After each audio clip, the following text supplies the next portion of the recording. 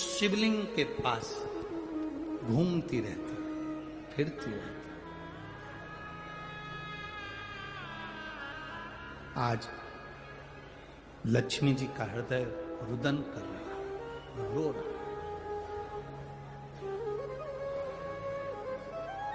कभी कभी पशु, पक्षी, जानवर भी रोते हैं। पशु, पक्षी, जानवर भी रोते हैं। जितने मांस खाने वाले हैं, जितने मांस का भक्षण करने वाले हैं, वो एक विचार करना, तुम्हारे शरीर को थोड़ा सा चोट लगता है तो तुम्हें दर्द कितना होता होगा। तुम जिस जीव को खा रहे हो उसको कष्ट कितना होता होगा, उसको कितना कष्ट होता होगा, ये अपने भीतर विचार करिएगा। कई लोग कहते हैं हमने नहीं मारा, कसाई ने मारा, दूसरे ने मारा। मारा भले दूसरे ने हो, पर उसके हकदार तुम बने हो, इसलिए भोगना तुझे भी पड़ेगा, तुझे भी। थोड़ी सी जिह्वा का स्वाद के चक्कर में कहीं हमसे पाप तो नहीं हो रहा? थोड़ी सी जिह्वा के स्वाद के चक्कर में कहीं हमसे पाप तो नहीं हो रहा? हम कोई पाप तो नहीं कर रहे, हम कोई गलत तो नहीं कर रहे। ए मेरी जीजियों, ए धूलिया वाली जीजियों और मेरे धूलिया के जी जाऊं, बड़ी सावधानी से कथा सुनिएगा। अपनी वाणी से, अपने चित्त से, अपने व्यवहार से, अपने द्वारा किसी को कष्ट ना हो। शिव महापुराण की कथा में एक संकल्प लेकर जाओ कि मेरे अंदर की कोई गलत बात है, मेरे अंदर अगर कोई गलत चीज है तो मैं अब छोड़ दूंगा। मैं बाबा का रुद्राक्ष गले में धारण करूंगा, मैं बाबा का चढ़ा हुआ जल पीऊंगा, तो मैं गलत भोजन, गलत मांसाहार नहीं करूंगा।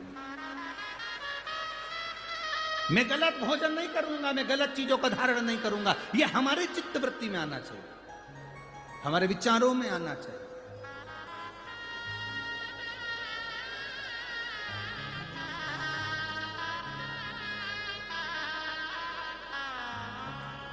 जब कसाई गाय को लेकर जाता है ना, गाय सब दूर देखती है, सब जगह। कोई मुझे बचा सकता है क्या? रोती भी है, बिलखती भी है, सब जगह है।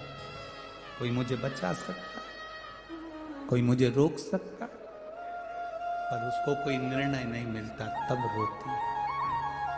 अश्वी, माता लक्ष्मी आज घोड़ी का स्वरूप धारण करी है, माता लक्ष्मी आज अश्वी का स्वरूप धारण करी है। और माता लक्ष्मी जब घोड़ी बन गई, अश्वी बन गई, आंख में से आंसू जो गिर रहा था, वो आंसू देवाधिदेव महादेव के शिवलिंग पर, जो पार्थिव शिवलिंग का निर्माण माता लक्ष्मी ने करा था, उस शिवलिंग पर अश्वी घोड़ी बनी। माता लक्ष्मी की आंख के आंसू गिर रहे थे।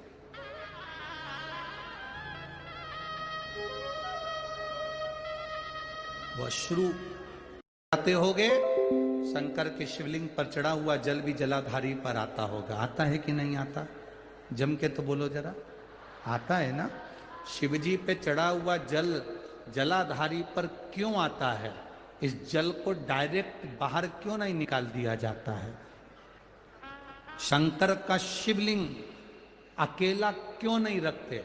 उसको जलाधारी के साथ ही क्यों रखते?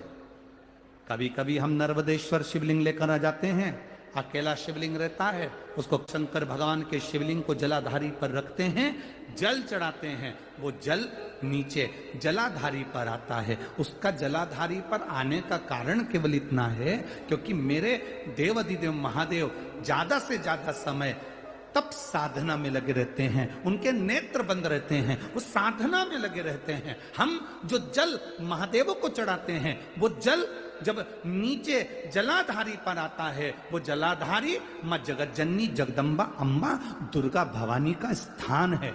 शिव जी हमको नहीं देख पाते हैं तो मां जगत धात्री 64 योगिनी हमारे ऊपर कृपा दृष्टि कर देती हैं और शिव जी से कह देती हैं। वो जो